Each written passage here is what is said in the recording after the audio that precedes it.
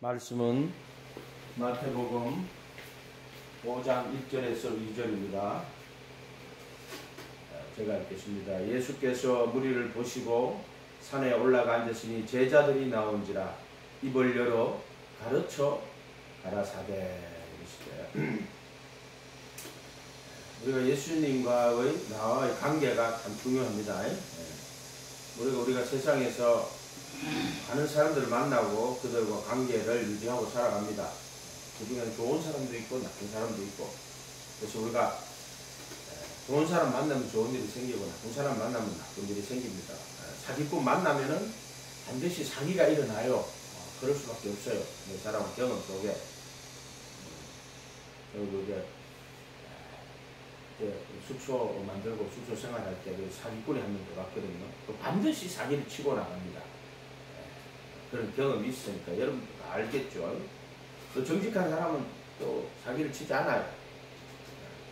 부지런한 사람도 만나면 좋아요. 부지런한 사람은 또 교회 온갖 일을 자기가 또 나서서 부지런하기 때문에 무상합니다. 게으른 자는 손가락 까딱도 안 합니다. 자기 먹고 하는 그런 것만 하지. 다른 사람들을 위해서는 조금 더 일하지 못하죠. 그래서 우리가 사람들을 만나는데 이 관계가 정말로 중요합니다. 우리가 믿음이라는 것도 크게 보면 예수님과의 나와의 관계에서 결정되는 거예요. 관계. 그러니까 어떤 사람이 예수님 믿지만 크게 관계로 보면 무리가 있어요.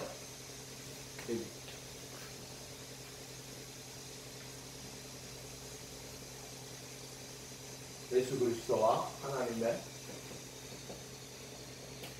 아들 예수 그리스도와 시도와 그를 통한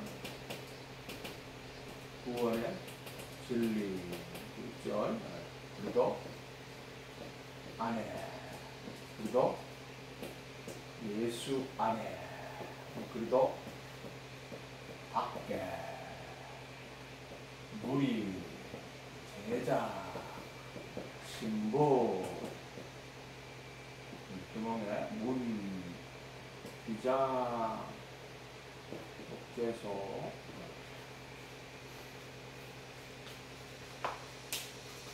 그래서 예수님과의 관계가 믿음이라고 하는 거예요. 여기 있을 때는 무리, 여기 있을 때는 예수님과의 관계가 제자, 여기 있으면 예수님과의 관계가 신부예요. 신부 이렇게 불교의 신부 예수님 맞을 준비하라 그런 신부를 여기 하잖아요. 그래서 믿음이라는 것은 큰 틀로 이렇게 세 가지 나눌 수 있어요. 무리에 속한 자들의 믿음, 제자의 믿음, 신부의 믿음. 이렇게. 그래서 예수님과 나의 인격적인 관계인데 여기 오늘 5장 1절에는 무리를 보시고 산에 올라가 앉았으니 무리가 나오죠. 근데 무리를 보시고 산에 올라가셨어요. 제자들이 나아온지라. 앞에도 그 앞에 보세요. 5장 1절 4장 29절 보세요. 23절부터 한번 볼게요. 예수께서 온 갈릴리에 두루 다니사 그들의 회당에서 가르치시며, 회당이죠. 천국 복음을 전파하시며 백성 중에 모든 병과 약한 것을 고치시니 그의 소문이 온 수리아에 퍼진지라. 사람들이 모든 앓는 자, 각종 병에 걸려 고통당하는 자, 귀신 들린 자, 간절하는 자, 중풍병자를 데려오니 그들을 고치시니라. 이게 뭐예요?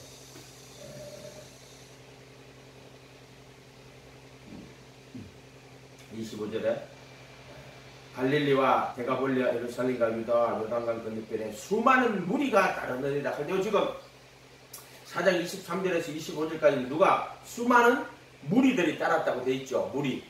근데 벌써 25절에 가면은 자 예수께서 무리를 보시고 산에 올라가 앉으시니 이렇게 돼 있죠. 그러니까 23절에는 회당에서 가르치십니다. 온 갈릴리에 두루 다녔다는 말은 여기 지금 보시면은 앞에도 그림이 있지만은 카메라에 나올지 알겠지만 갈릴리 호수 있죠. 주위에요 주로 가브나움, 베세다, 고라신, 게네사렛 호숫가, 디베랴 바닷가 주로 요 주위를 이제 갈릴리 주로 갈릴리 호수 주위를 이야기하는 거예요. 온 갈릴리에 두루 다니사 그들의 회당에서 가르치시고 천국 복음을 전파하시고 백성 중에 모든 병과 약한 것을 그의 소문이 온 수리아에 퍼진지라. 사람들이 모든 앓는 자, 곧 각종 병에 걸린 자, 고통당하는 자, 귀신 들린 자, 간질나는 자, 중풍병자를 데려오니 그들을 고치시느니라. 갈릴리와 데가볼리와 예루살렘과 유다와 요단강 건너편에서 수많은 무리가 따라. 여기 누가 따른다고 그랬어요? 무리죠, 무리. 이게 무리입니다. 근데 5장으로 딱 넘어가면 보세요. 예수께서 무리를 보시고 산에 올라, 산이 나옵니다. 산에 올라가 앉으신 이 산이 제자들이 나온지라. 산은 제자죠. 이 산은 뭐를 이야기하냐면은 구약으로 치면은 애굽에서 나와가 홍해를 갈라가지고 나오는 거예요. 그래서 물에서 올라오실세 침례를 받고 물에서 올라오는 거예요. 침례 물에서 올라오죠. 홍해를 갈라가지고 이제 물에서 올라오는 거예요. 올라오고 나서 바로 호렙산에 올라가서 율법을 받아오는 걸 이렇게 적어놓은 거예요. 똑같은 구조예요. 그래서 무리를 보시고 산에 올라가 앉으시니 제자들이 나오죠. 산 제자 딱 나와야 돼요. 산 제자 그 산은 율법 이렇게 되는 거예요. 산 율법 또는 예수님의 가르침 이렇게 되는 거예요. 마태복음 28 끝 한번 가봐야 돼요. 마태복음 28장 물론 하는 거니까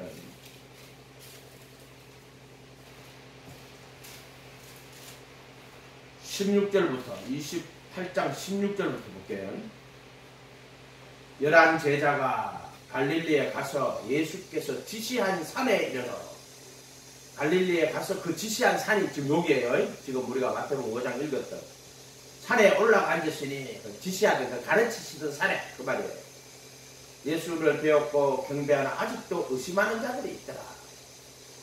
부활하신 예수님입니다. 이렇게 예수님입니다. 예수께서 나와 말씀하여 이르시되 하늘과 땅의 모든 권세를 내게 주셨으니 그러므로 너희는 가서 모든 민족을 제자로 삼고 아버지 아들과 성령의 이름으로 침례를 베풀고 내가 너에게 분부한 모든 것을 가르쳐 지키게 하라. 볼지어다 내가 세상 끝날까지 너희와 항상 함께 있으리라. 그 산에 올라가는 거예요. 산은. 그럼 산은 뭘 이야기하는 거예요? 산은 호렙산 이야기하는 거예요. 율법을 이야기하는 거란 말이에요. 율법. 산에 올라가 앉으시니 제자들이 나오죠. 이 산은 율법을 완전하게 하시는 5장 우리가 17절 가보세요. 율법이나 선지자나 폐하러 온 것으로 생각지 말라. 폐하러 온 것이 아니라 완전하게 하려 합니다. 근데 이게 산이에요. 산. 완전한 율법이라는 뜻이에요.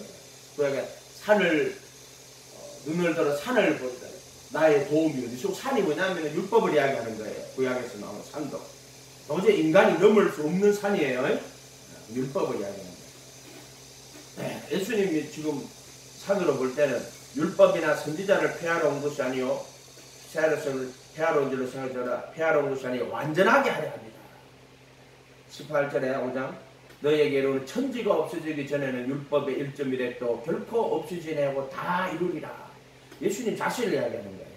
내가 자 예수님은 율법이나 선지자를 폐하러 온 것이 아니고 내가 완전하게 하려 합니다. 그래서 선지자들의 글을 읽어보면 정말 예수님의 가르침하고 선지자들의 말씀하고요 거의 100% 똑같아요. 100%. 선지자들의 가르침이 예수님의 가르침과 거의 100% 같아요. 빅브라이트 하나님의 나라 더 읽으면 감동을 되게 많이 받아요.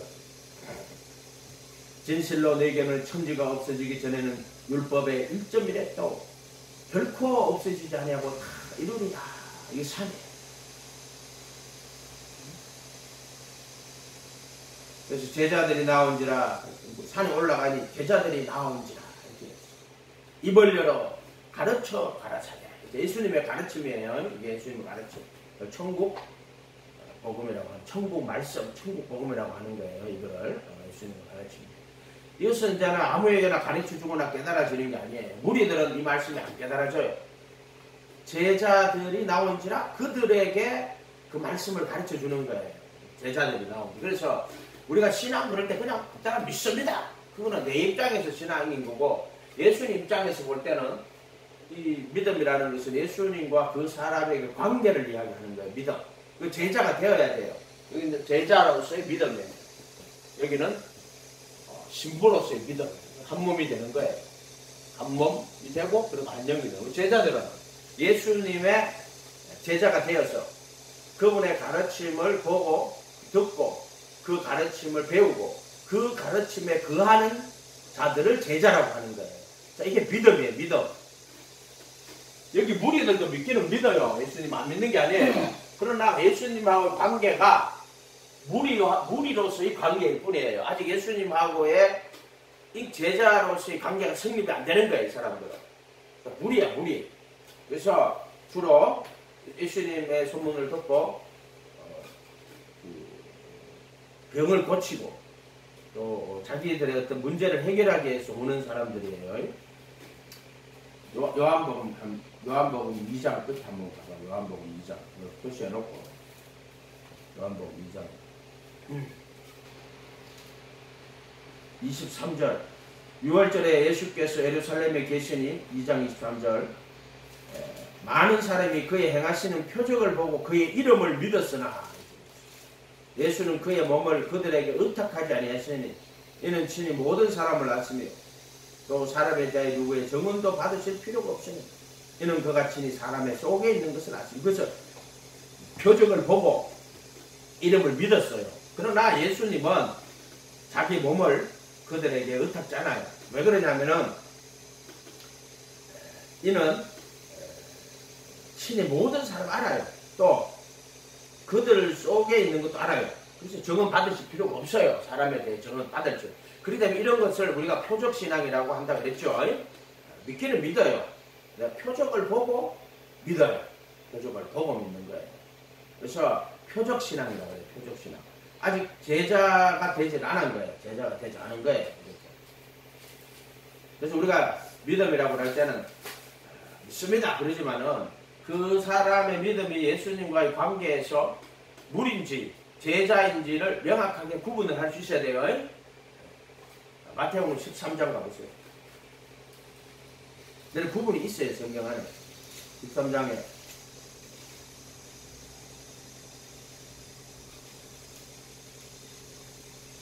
13장 1절에 읽어볼게요. 그날 예수께서 집에서 나가서 바닷가에 앉으시매 큰 무리가 그에게로 모여들거라. 예수께서는 배에 올라가 앉으시니 온 무리는 해변에서 있더니 얘도 무리죠. 큰 무리죠. 그죠?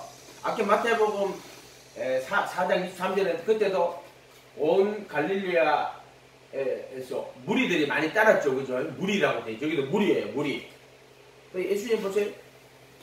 산에 올라가시니까 제자들이 나와 요도 마찬가지예요. 무리가 모여들었는데 어떻게 해놨냐면은 배에 올라가 앉으시니까 무리는 해변에 있고 예수님은 배에 올라갔다. 그러니까 예수님 배에 있고 저들은 저쪽 그 해변에 있는 거예요. 이거는 뭘 상징하느냐면은 아직 그 홍해를 바다를 건너지 못했다 이런 뜻이에요. 홍해 여기서 이렇게 여기 구역으로 가면 여기 애굽이잖아요. 애굽에서 이렇게 홍해를 건너야 되잖아요. 가나안 이게 요단강이잖아요. 이거 아직 못 건너는 거예요. 그리고 여기 바다 물에서 올라와야 되는데 물에서 올라와야죠, 그죠? 물에서 올라오는 이 물이죠. 이 물. 이거는 바닷물이 심판이고 이거는 심판 바다. 근데 이거는 요거는 침례인데 요거는 뜻이 뭐냐면은 물에서 올라올세 홍해에서 올라오는 거예요. 이렇게. 여기서 나온단 말이에요. 육지로 나오는 거예요. 이렇게 해서 돼요. 어느 날 큰 무리가 그에게로 모여들거늘 예수께서는 배에 올라간 듯이 온 무리는 해변에 있더니 예수님하고 무리하고 중간에 뭐가 있냐면은 바다가 딱 있는 거예요. 이 사람들은 이렇게 되는 거예요. 이렇게. 10절에 가보세요. 13장 10절에 제자들이 예수께 나와 이르되 어찌하여 그들에게 비유로 말씀하시나이까. 예수께서 이르시되 천국의 비밀을 아는 것이 너희에게는 하지 제자들에게요. 제자들 그들은 아니 되었나니. 무리는 아니 되었다는 이야기예요. 무리는. 그러니까 이 천국의 비밀이 허락되고 다 들어서 아는데 몰라요. 진짜 아무리 가르쳐도 몰라요. 자기는 안다고 생각하는데 그게 안 돼요. 참 이 말씀은 신기한 거예요. 교회를 10년 단계도 무리는 무리예요. 제자는 제자고. 오래 다녔으니까 제자라고 천만의 말씀이에요. 무리하고 제자가 이렇게 있어요. 여기서는 회개하고 예수님 모시고 제자가 돼가지고 들어와 있고, 그래 제자가 되는 거예요. 영접회가 예수님을 주인으로 모시는 거라고 했죠. 13장 11절에 천국의 비밀을 아는 것이 너희에게 제자들에게 허락되었으나 그들의 무리들에게는 아니 되었다. 그러니까 이것도 비밀 아는 것도 허락되고 안 되고 이렇게 되는 거예요. 그 왜 모릅니까? 그럼 허락이 안 돼서 모르는 거야. 참새한 마리도 허락 안 하면 떨어지지 않아요. 이렇게 돼요. 그래서 13절에 그러므로 내가 그들에게 비유로 말하는 것은 그들이 보아도 보지 못하며 들어도 깨닫지 못하며 깨닫지 못하게 합니다. 이렇게 했어요.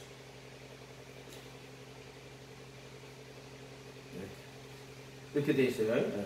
그러니까 이거는 예수님과 관계에서 우리가 제자가 분명히 돼야 돼요. 이것은 제자로서 믿음인데, 이것은 예수님을 자기 주인으로 모시고 침례를 받고 회개하여 예수님 모시고 예수님을 주인으로 모시고 예수님을 위한 삶. 근데 그건 정확히 예수님 제자로서 그분의 가르침을 배우고 그 가르침에 거하는 삶을 이야기하는 거예요. 그거를 제자라고 하는 거예요. 제자. 그러니까 예수님을 주와 그리스도로 모셔드리는 거예요. 그리고 앞으로는 예수님의 가르침을 따라 그 가르침을 배우고 그 가르침에 거하는, 요한복음을 치면은 자기를 믿는 유대인들에게 이르시되 너희가 내 말에 거하면 참 내 제자가 되고, 이렇게 정말 말씀에 거하는 제자예요. 요한복음 8장 31절 32절에 요한복음에는 표적 보고 있는 무리들의 신앙을 그 구분해놨죠. 지금 마태복음 거의 똑같아요. 이렇게 돼 있다. 이렇게 돼 있다. 그래서 우리가 신앙을 할 때 무리의 신앙인지 제자의 신앙인지를 정확하게 알아야 돼요. 믿습니다. 믿기는 믿는데 어떻게 믿는데 제자가 아니야. 그러면은 그것은 네 편에서는 믿습니다. 예수가 하나님 그럴 수도 있죠. 예수님 편에 봤을 때는 그 이름을 믿었지만 자기 몸을 저들에게 의탁지 않는다. 이렇게 돼 있단 말이에요. 그러니까 그 믿음, 여러분의 믿음을 누가 판단하지? 예수님이 판단하는 거예요. 네가 막 그수는 믿습니다 한다고 예수님이 내 믿음을 인정하는 게 아니에요. 네가 예수님의 제자가 되어서 예수님을 모시고 주인으로 모시고 그분의 가르침을 배우고 그 가르침에 거하는 그 제자로서의 딱 되면은 열로 들어오는 거예요. 이게 믿음이에요. 관계, 인격적 관계. 제자냐 무리냐 이게 되게 중요한 거예요. 그럼 예수님은 누구를 받아주는데요? 차별이 없어요.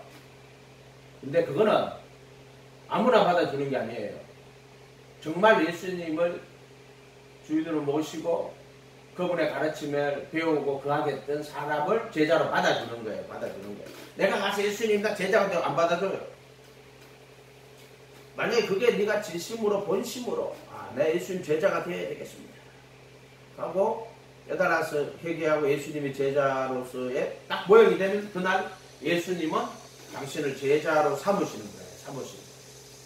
대표 사도행전에 보면은 베드로가 설교하죠. 그때 그날 혼의 수가 3,000이나 들어가요. 회개하고 예수님 이름으로 침례받고 그날 그 로고스를 받고 침례를 받음에 혼의 수가 3,000이나 더하더라. 이렇게 돼 있어요. 혼의 수가 3,000이나 더하더라고. 제자로서의 받아주시는 거죠. 자기 제자가 되고 싶다고 되는 것도 아니고요. 그러나 그것은 누구나 다 돼요. 진심으로 예수님 모시고 그분의 제자가 되면은 예수님 받아줘요.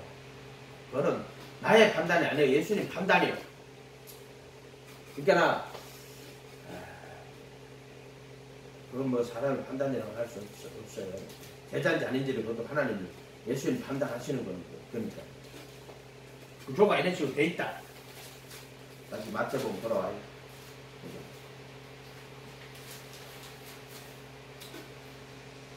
예수님의 제자는요, 천국의 제자라고 해요. 이것은 바로 하나님의 나라와 그의 의를 구하는 이런 뜻으로 쓸 수 있어요.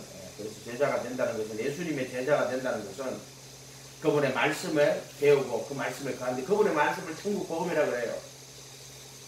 천국 말씀이라고 해요. 천국 말씀. 전부 예수님의 가르침, 천국 말씀, 천국 복음, 천국에 관한 정확한 진리, 우리를 천국으로 이끌어 가시는 예수 그리스도의 가르침, 우리가 사복음서 예수님의 입에서 나온 말씀이 있다면, 입을 열어, 5장 2절, 입을 열어 가르쳐 가라사대.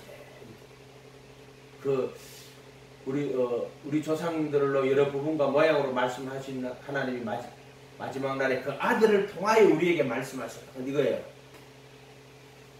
입을 열어 가르쳐 가라사대 하고 이제 쭉 가르침이 제일 잘 나는 게 마태복음 5장 1절 7절까지 이 가르침이 쭉 나와 있어요. 이 가르침을 거해야 돼요.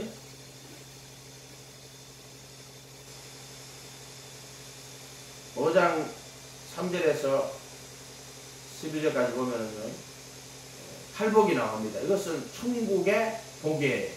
천국 복이에요. 탈복은 8개 복은 이 땅의 복이 아니에요. 하나님의 나라, 그 영원한 하나님 나라의 복이에요. 어떻게 되냐면은, 심령이 가난한 자는 복이 있나니, 심령은 영이 가난한 자가 복이 있는 거예요. 천국이, 그들의 영이 가난하다는 것이 뭘까요? 영이 가난하다는 거. 제자를 말하는 거예요. 예수님을 모시고 예수님의 가르침을 보고 배울 때 그것을 영이 가난하다 이렇게 말하는 거예요. 영이 가난하다. 영이 가난한 자는 이 세상의 것을 바라보는 게 아니고요. 이 육이 가난한 자는 세상에서 우리가 좀 더 많은 물질을, 육신의 정욕, 안목의 정욕, 막 이생의 자랑, 그게 어떻게 하냐면 뭐 돈 더 많이 벌고 또 성공하고 더 높은 자리에 올라가고 더 많은 부를 했다고. 이 사람들은 뭐냐면 영이 가난한 자가 아니고 뭐가 가난한 자예요? 육신이 가난한 자예요. 그렇게 막 욕심, 그 채우려고.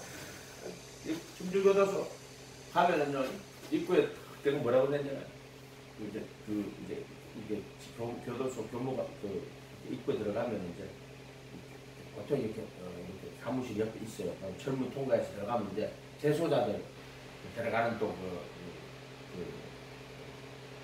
또 철문이 또 하나 나와요. 철문 앞에 뭐라고 적어놨냐면,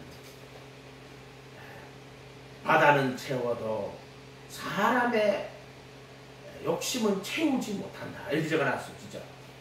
그러니까 이게 참 영이 가난한 자는 어떻습니까? 영이 가난한 자는 복이 있나니, 천국이 있고, 영이 가난한 자는 제자가 되어서 예수님의 가르침을 보고 배우고 하나님 나라를 삼아오고, 이게 좀 영이 가난한 자예요. 천국이 저희 것입니다. 그런데 이 육신이 가난한 자는 어떻게든 돈 좀 많이 채워보려고, 더 많은 돈을 벌어보려고, 돈에 대한 욕심이 엄청나게 많아요. 그게 뭐냐?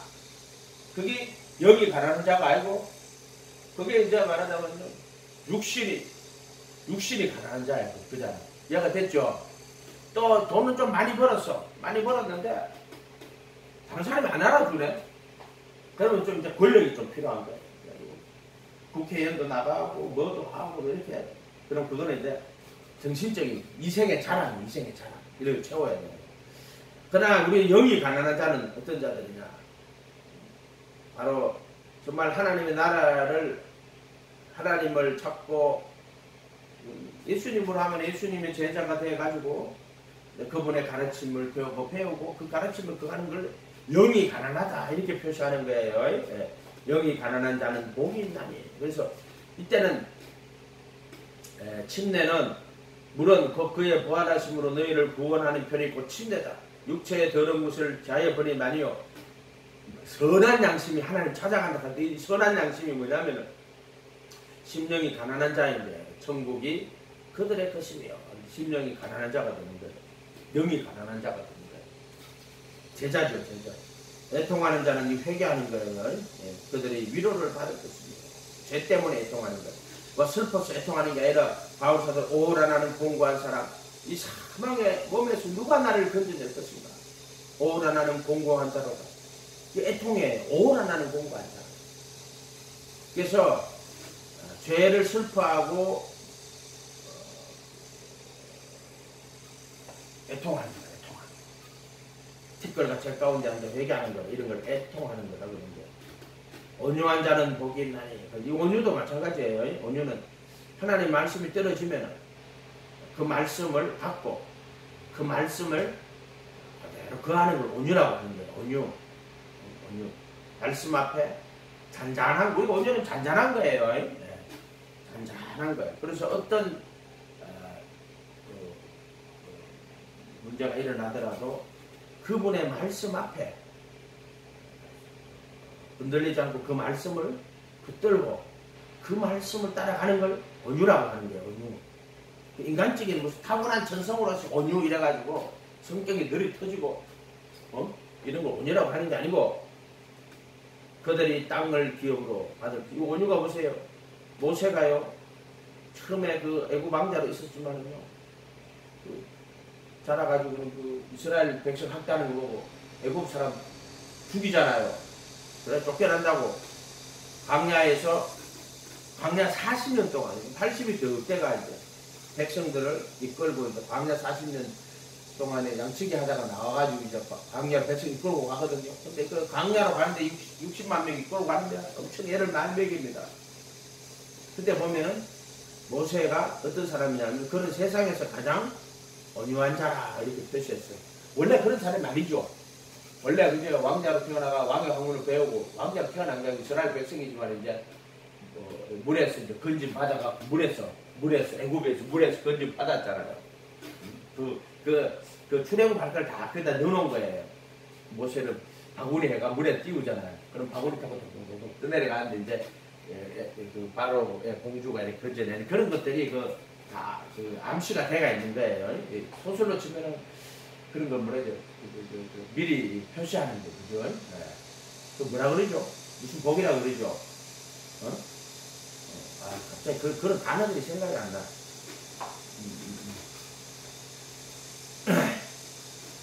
애통하는 자는 복인, 온유한 자는 복이 있나니 그들이 땅을 기업으로 받을 것입니다. 이런 걸 전부 팔복을 천국 복이라고 하는 거예요. 예수님의 가르침은 전부 하나님의 나라와 그의 의를, 그래서 천국 말씀, 하나님 나라에 대한 가르침이에요.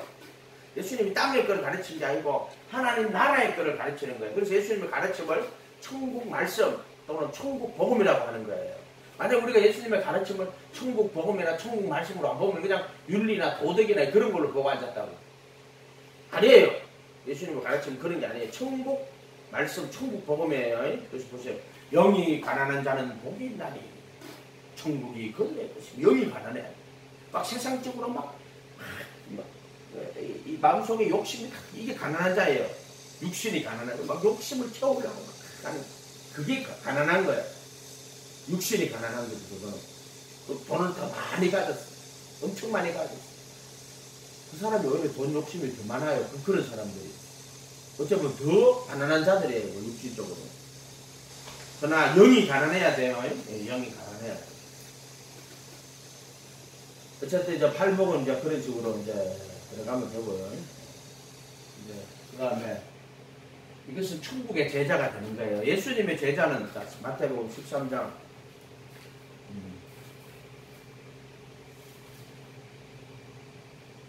51절 52절 이 모든 것을 깨달았느냐 하시니 대답하되 그러하오다. 예수께서 이르시되 그러므로 천국의 제자된 서기관마다 천국의 제자예요. 바로 예수님의 제자는 예수님의 가르침을 보고 배우잖아요. 근데 예수님의 가르침은 천국 복음이에요. 이 땅의 것을 가르친 게 아니라 천국을 가르치는 거예요. 그리고 어떻게 하면 천국에 들어갈 수 있는지 그것을 예수님 가르친 거예요. 그 천국의 제자라고 하는 거예요. 서기관마다 천국의 제자된 서기관이에요. 서기관은 성경 연구하는 거 아니에요. 그러니까 예수님의 가르침 그 천국 말씀의 서기관이 되는 거예요. 천국의 제자된 서기관이라고 이렇게 표시했단 말이에요. 여러분 다 천국의 제자된 서기관 되시길 바랍니다. 서기관, 이 성경을 제가 하는 게 서기관. 그래서 천국의 제자, 예수님의 제자. 이 제자는 누구의 제자 아니에요? 천국의 제자예요. 예수님의 가르침을 배우고 그 가르침에 거하는 예수님 뭐라고 했어요? 자기를 믿는 유대인들에게 너희가 내 말에 그하면 참 내 제자가 되고 그럼 진리를 알지. 제자가 되어야 돼요. 제자가 안 되고 무리로서 살아갖고는 그냥 시빌 릴리전이라고 시민 종교예요. 시민 종교가 뭐예요? 병 고치고 문제 해결하고 성공하고 뭐 이런 걸 시민 종교라고 해요. 시빌. 그러니까 어떻게 보면 불교나 뭐 기독교 다 똑같아요. 모든 종교가요 그런 어떤 시민 종교로서의 기능을 가지고 있단 말이에요.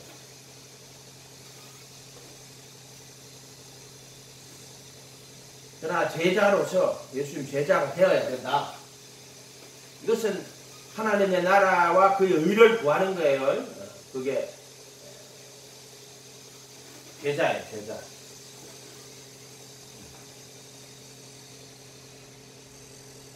(5장) 19절에 보세요. 그러므로 누구든지 이 계명 중에 지극히 작은 하나도 버리고 사람을 가르치는 자는 천국에서 지극히 작다 일컬어. 어디서? 천국에서 작은 거예요. 이를 행하며 가르치는 자는 천국에서 크다 일컬음을 받을 것이다. 내가 너희에게 이르노니 너희 의가, 너희 의 나오죠? 서기관과 바리새인보다 더 낫지 못하면 결단코 천국에 들어가지 못하다. 이게 다 천국 말씀이라는 거예요. 이게 전부 다. 그래서 우리가 이 계명이라고 되어 있죠. 이게 이제 21절에 옛사람에게 말한 바 나는 너에게 이르노니 22절 이걸 이제 이 계명이라고 말하는 것은 이거 나는 너에게 이르노니 22절에도 나오죠. 또 28절에도 나는 너에게 이르노니 간음하지 말라 하였다 너에게서나 28절에 나는 너에게 이르노니 음욕을 굶고 여자를 보는 자가 마음에 이미 가는 자다. 이렇게 되어 있죠. 또 31절 31레스대 누구든지 아내를 버리는 연정스를 나는 너에게 이르노니 이게 전부 다 뭐냐면은 계명은 계명인데 천국 계명이에요. 하나님의 나라와 의를 이야기하는 거예요. 그러니까 이런 것들을 그냥 대중의 윤리 도덕으로 보면 안 되고 하나님 나라의 윤리구나. 하나님 나라의 도덕이구나. 이렇게 봐야 돼요. 세상의 윤리나 세상의 도덕이 아니라고. 세상에 요새 간통죄도 폐지했잖아요. 그러면 지금 5장 27절 간음치 말라 했으나 나는 너에게는 여자를 보고 음욕을 품는 자마다 또는 음욕을 품고 여자를 보는 자마다 마음의 의미가 이것은 하나님 나라의 하나님 나라의 윤리지 세상 윤리가 아니에요. 이해가 됐어요? 완전 다르죠? 또 이런 말씀들을 내가 하나님 나라의 백성으로서 그 하나님 나라의 윤리를 하나님 나라의 의라고 하는 거예요. 바리새인 서기관들의 의는 하나님 나라의 의가 아니에요. 이것은 예수님의 의고 하나님 나라의 의는 또 예수님의 의기도 하고 하나님 나라의 의기도 천국의 의죠. 예수님의 의란 말이에요. 이것은. 그래서 예수님의 제자가 천국의 제자인데 바로 예수님의 의기도 하고 하나님 나라의 의기도 한 거예요. 근데 바리새인 서기관은 그래서 우리가 5장 20절을 보세요. 내가 너에게 이르노니 너희 의가 서기관과 바리새인보다 낫지 못하면 결단코 천국에 들어가지 못할 짓이죠. 21절 옛사람에게 말한 바 살인치 말라 했으나 살인하면 심판을 받게. 이것은 바리새인과 서기관의 의예요. 그런데 22절에 나는 너에게 그럼 이것은 예수님의 의 천국의 의예요. 천국의 윤리예요. 천국의 도덕. 여러분이 쓰는 용어로 하면 윤리나 도덕인데 천국의 윤리예요. 천국의 도덕이란 말이에요. 목회에서도 목회 윤리가 있어요. 우리가 어떤 교회에 갔을 때는요, 그 교회에 있는 교인들을 상대할 때는 담임 목사에게 먼저 말을 해야 돼요. 이렇게 하는데 그때 그런 목회자의 윤리기도 해요. 그 교회에 갔는데 담임 목사 모르게 그 교인을 접촉한다든가 그렇게 하면 안 돼요. 그런 것을 윤리를 정확하게 지키고 해야 되는 거죠.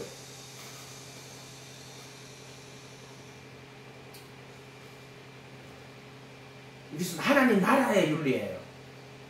그래서 27절에 나는 너에게 28절 5장 음욕을 품고 여자를 보는 자마다 마음. 이것은 하나님 나라의 윤리예요. 참 세죠.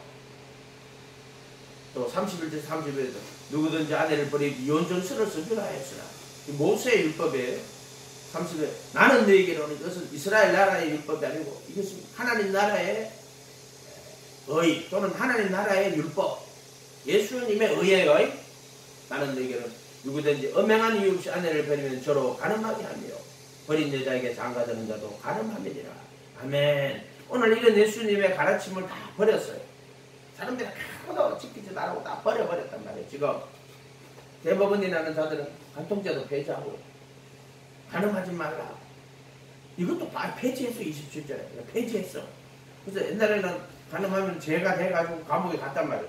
지금 안 가요. 그냥 민사소송 그래가지고 그냥 이혼 사유가 되고 또 손해배상 청구가 되는 거지. 그냥 형사적 처벌을 안 받는 거야. 지금 말하자면.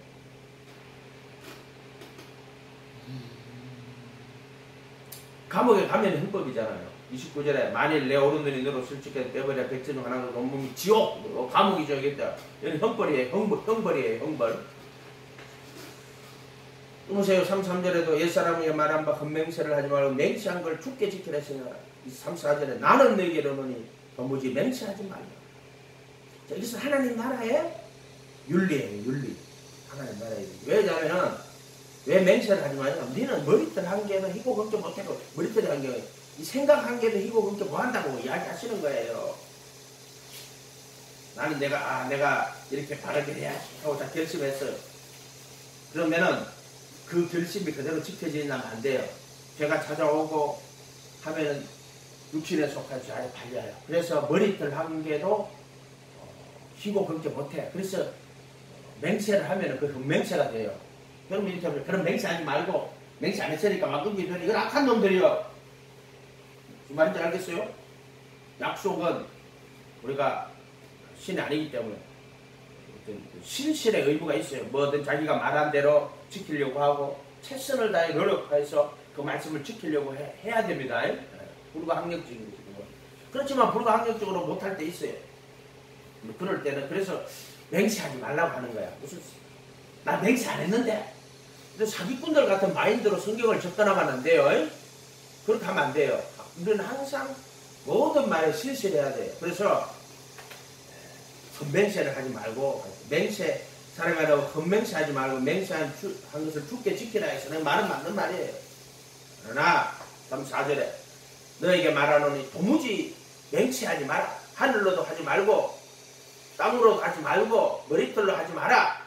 이는 내가 한 트럭도 희고 그렇게 할 수 없다. 정확히 너의 말은 옳다 아니다 아니면 예할 것은 예하고 아니요 할 것은 아니요 해라. 이렇게 말하란 말이에요.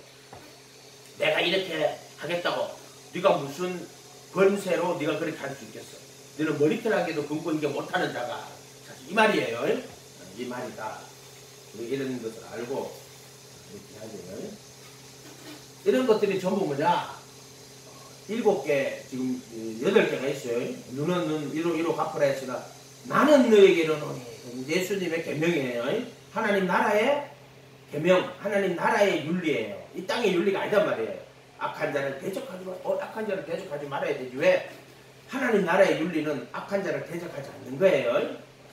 그래서 오른편 밤을 치거든 왼편은 고바라의 속옷을 가지고 오는다. 그도까지 가지게 하며 누구든지 억지로 오리를 가자면 심리를 동행하고 내게 구하는 자에게 주며 구고자 하는 자에게 거절하지 말라.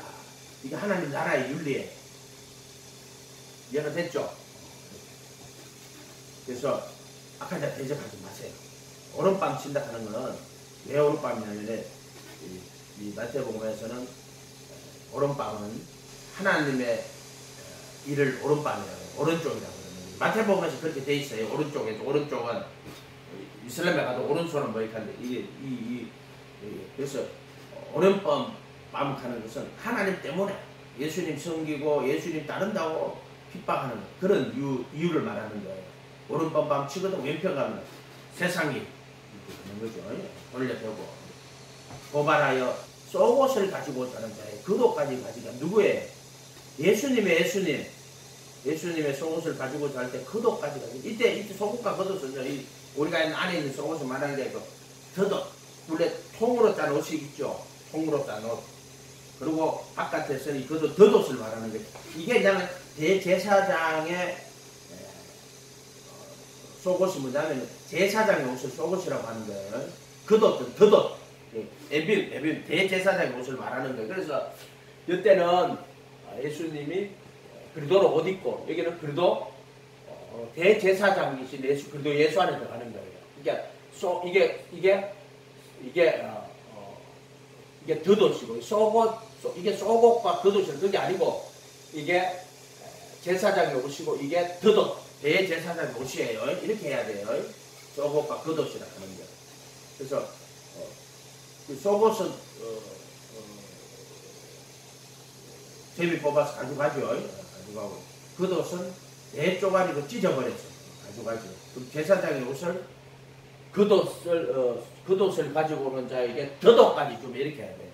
겉옷을 가지고 오는 자에게 덧옷까지 주며 이렇게 하는 거 맞을 거예요. 이것은 좀 더 생각해보면 돼요. 억지로 우리를 가자 하면 심리를 통해 이게 예수님을 말하는 거예요. 예수님 지금 예수님이 그렇게 하셨어요. 이런 그 가르침들을 예수님으로 봐야 된다. 이건 다 예수님의 가르침은 예수님의 마음이고 생각이고 예수님의 삶이에요. 예수님의 삶. 예수님 악한 자를 대적하지 않았단 말이에요. 아무래도 예수님 보세요. 그 금과 몽치를 들고 예수님을 죽이러 왔잖아요. 베드로가 칼을 빼가지고 말고의 길을 꽉 잘랐다고. 그러니까 그때 이제 예수님이 땅에 떨어지 길을 주어가 말고한테 탁 붙여줘요. 그럼 무리들은 예수님 끌고 갔어. 근데 말고 혼자 이렇게 아니 서가 있잖아요. 이렇게. 아니 여러분이 말고에 있다고 그랬을 거예요. 베드로가 칼을 뽑아 그냥 길을 잘랐는데 피하다가 깡 쳤는데 피하다가 귀가 잘라졌단 말이에요. 챙 예수님이 길을 붙여주니까 다른 인간들은 예수님 끌고 갔는데 말고 혼자 아니 거기 서가 있다고. 패션 오브 크라이스트 그 영화 보면 나오죠. 그게 가톨릭 영화예요. 네, 가톨릭 영화. 예수님이 십자가에 맞아가 피 흘리는데 그 마리아가 가서 지금 바닥에 피 닦고 앉았잖아요. 그게 가톨릭 영화라는 거 보여주는 거잖아요. 어쨌든 그 영화에서 내가 감명 깊게 본 게 그런 거예요. 말고가 안에 뭐가 있어요. 자, 예수님 이야기하는 거예요. 전부 다. 그리고 제자로서의 그분의 가르침을 따라 산다하는 것은 바로 그분 자신을 따르는 거예요. 우리가 예수님의 가르침을 딴다 하는 것은 그것은 그분을 따르는 거야. 왜냐면 그 가르침은 그분의 인격이고 그분의 삶이었다 하는 걸 알면 돼요.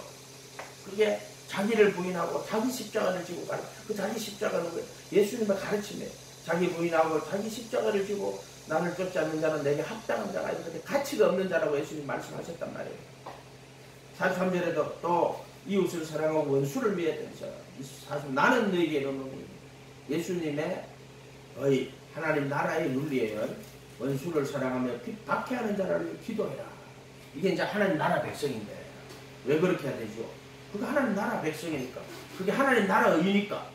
이렇게 원수를 사랑하며 핍박하는 자를 위하여 기도해라. 이같이 하죠. 이걸로 이제 끝나는 게 아니라 요거 이제 보면은 총 몇 개가 있느냐 하면은 몇 개가 있냐면은 22절, 28절, 32절, 34절, 39절,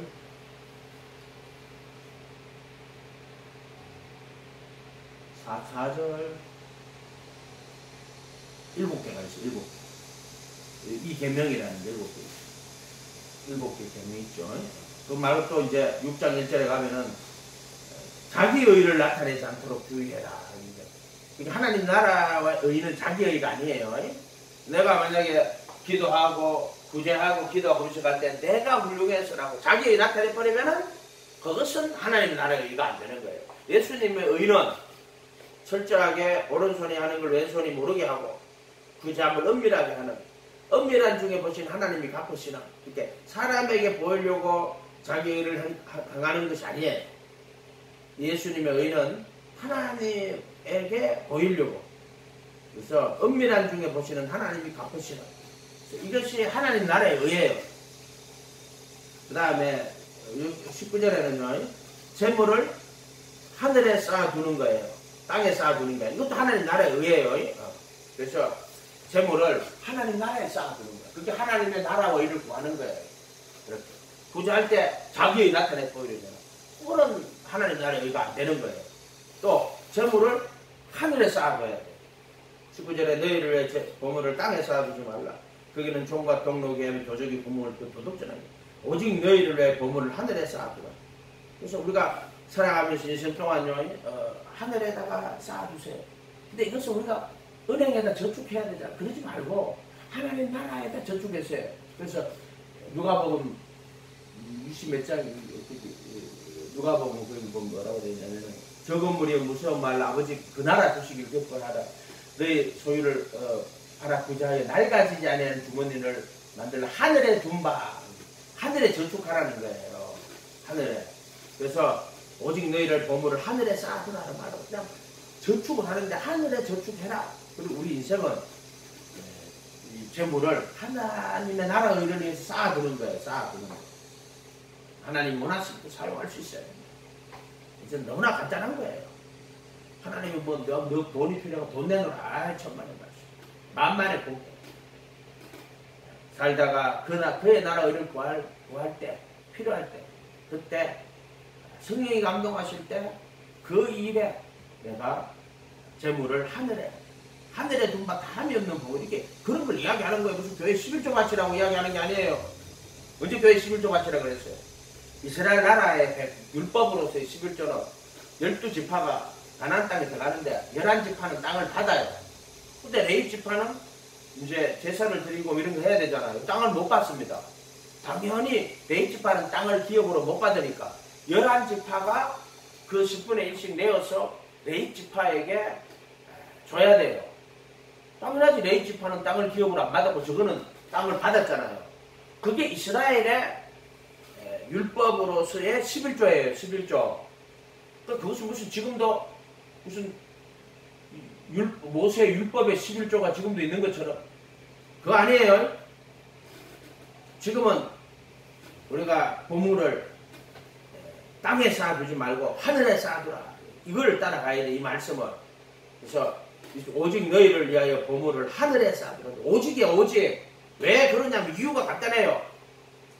거기는 좀이나 동록이 하지 못하고 도적이 구멍을 뚫지 못하고 도둑질도 못한다 그랬어. 근데 보물을 땅에 쌓아두면은 종과 동록이 하고 도적이 구멍을 뚫고 도둑질하는 게 그 쌓아도 돈을 훔친다는 게 아니라 내 영혼에 종과 동록이 해하고 도적이 구멍을 뚫기 때문에 왜 보물을 땅에 쌓아두라고 그러냐면 너 영을 위해서 그러는 거야. 내 마음을 위해서 그런 거단 말이에요. 하늘에 쌓아두면은 21절에 내 보물이 있는 곳에 내 마음도 있다. 내 마음이 거기 있기 때문에 그냥 구멍을 뚫어버린단 말이에요. 저번에도 많이 이야기해 줬잖아요. 그게 하나님 나라의 윤례예요. 그래서 돈이 없어지는 게 아니야. 차고 하나님 나라에 쌓아두는 거야. 한 그릇 한 그릇. 필요할 때. 하나님이 원하실 때 그 재물을 기도하다마다 감동이 하는 거야. 아니 필요 없어. 하는 거지. 쌓아두라니까 또. 어떤 인간은 이 말씀을 또 가져가지고 하나님 앞에 기도하면 되는데 무슨 유튜브 못해. 나는 지금 무슨 어려움에 처해 있는데 뭐 얼마나 도와주십시오. 이런 인간들 되지 마세요. 성령이 감동 안 하면은 그런 걸 주면 안 돼요. 이해가 됐어요? 이런 종이에 글자로 보면 안 돼. 이런 것도 어떻게 정말 그런 말씀이 있더라도 그 말씀에 성령이 감동을 주시느냐 안 주느냐에 따라서 다른 거예요. 성령이 감동을 안 주면 하면 안 돼요. 말씀의 주인은 성령님이시고 판단하시는 예수님이시고 그것을 적용하시는 분은 성령님이신 거예요. 이런 말씀을 읽었다고 그냥 이걸 그냥 획일적으로 하면 안 된다. 성령이 깊은 감동 안에서 우리에게 이루어 주시고 되게 해 주시는 거예요. 그 재물도 하늘에 쌓아둬야 된다. 위하여 보물을 하늘에 쌓아두라. 율법이 돼가지고 자기의 일처럼 그렇게 되면 안 돼요. 율법이 돼가지고. 이것도 하나님 나라의 의예요. 그 다음 7장 1절에 비판하지 말라. 이제 크리노, 아나크리노를 구분하라 그랬죠. 크리노는 비판하는 거예요. 어떤 비판하려고 막 하는 거예요. 우리 오늘 보면은요, 정말 나라가 이상해. 유튜브 보면은요, 그 이재명이 욕하는 사람은 어마어마하게 욕하고, 윤석열이 욕하는 사람은 어마어마하게 욕해요. 근데 그 사람들이 말하는 것처럼 그렇게 그럴까? 그런 생각을 해봅니다.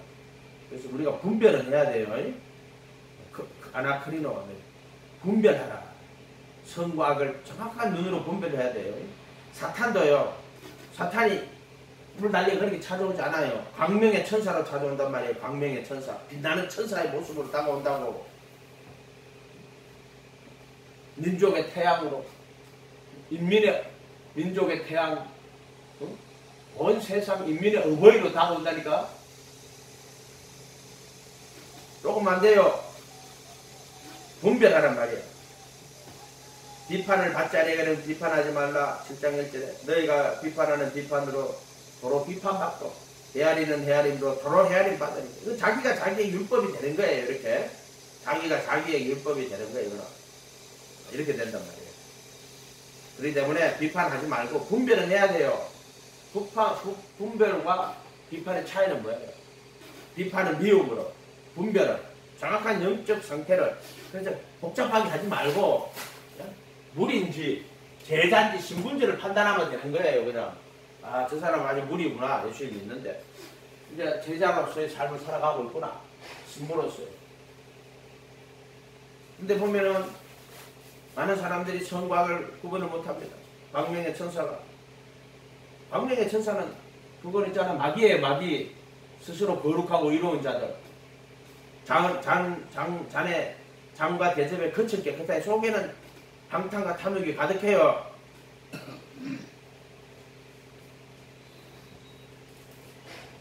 결국에 너와 너 자손들이 죄의 노예가 된다고. 그런 자들을 그 구분하지 못하면.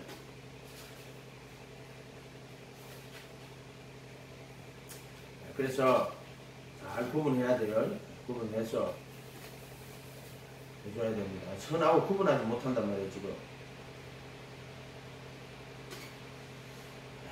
그래서 비판하지 말고 그건 도로 비판받기 때문에 그런 거고.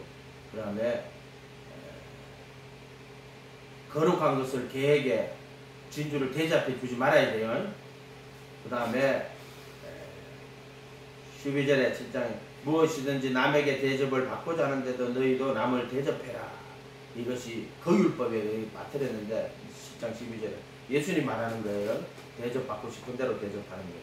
이것은 남에게 대접을 받고자 하는 대로 좀 영해를 하면은 너가 하나님께 대접을 받고자 하는 대로 너희도 남을 갖다면 그들에게 내 아버지께 구하는 자들에게 또는 하나님을 대접해라 이렇게 되는 거예요.